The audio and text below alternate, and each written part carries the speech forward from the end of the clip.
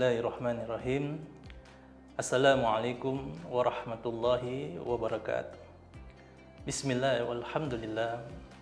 Wassalatu wassalamu ala rasulillah Sayyidina Muhammadin ibni Abdillah wa ala alihi wa sahbihi wa man wala. Allahumma salli ala Sayyidina Muhammadin wa ala ali Sayyidina Muhammad wa barik wa karim. Amma ba'du. Pemirsa yang dimanapun Anda berada, kali ini kita berjumpa dalam Kultum, kuliah 7 menit menjelang berbuka, yang mana pada kesempatan ini saya akan membawakan tentang keutamaan daripada kita akan melakukan zakat di bulan suci Ramadan. Syukur kepada Allah Subhanahu wa taala. Alhamdulillah karena diberikan kesempatan untuk bisa memberikan tausiah walaupun secara singkat, dan mudah-mudahan hal ini bisa berdampak bagi diri kita sendiri. Salawat serta salam tak lupa kita haturkan kepada junjungan kita Nabi Muhammad SAW. Pemirsa, zakat dalam bahasa Arab bisa dimaknakan dalam arti an-nama atau tumbuh. Sesuatu yang tumbuh, yang kita sirami, maka akan membuahkan hasil nanti di yaumil akhir nanti berupa buah pahala yang sangat besar. Ada pula dalam bahasa Arab, zakat itu berarti az-ziyadah, di mana akan bertambah.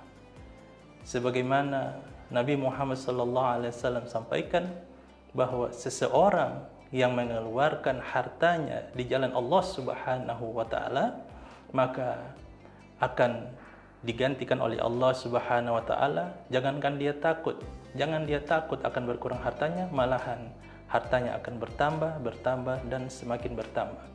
Sebagaimana di zaman Nabi Musa alaihissalam ada umatnya yang memohon kepada, ya Nabi Allah, sampaikan kepada Allah Subhanahu wa taala agar supaya berikanlah hamba keberkahan dan kekayaan di dunia ini walaupun hanya setahun.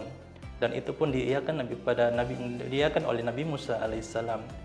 Setelah setahun Allah mengabulkan permintaan mereka. Kemudian lambat laut Nabi Musa heran, kenapa harta mereka ini tidak berkurang ataupun sudah melewati batas.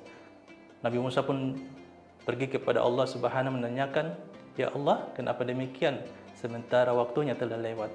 Allah katakan kepada Nabi Musa, ya Musa, biarkan saja hambaku menikmati harta kekayaan yang kuberikan, karena mereka selalu bersyukur dengan harta yang kuberikan. Mereka selalu mengeluarkan zakat, infak maupun sedekah untuk umatmu di dunia. Maka az-ziyadah ini merupakan suatu perkara yang sangatlah penting agar supaya umat Islam selalu bersedekah, berinfak maupun berzakat kepada Allah di jalan Allah Subhanahu wa taala. Pemirsa, adapun yang harus kita perhatikan di dalam berzakat itu adalah di mana Allah Subhanahu wa taala mengancam, mencela kepada orang-orang yang tidak mau mengeluarkan zakat.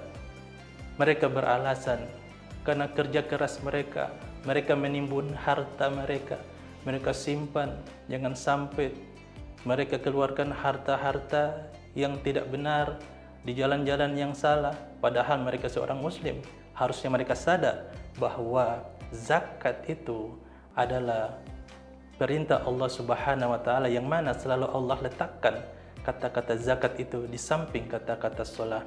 Maka seyogianya sebagai seorang muslim, maka dia harus mengeluarkan, apalagi kita di bulan Ramadan ini wajib hukumnya bagi kita untuk mengeluarkan zakat fitrah di bulan suci Ramadan ini sebagai seorang muslim.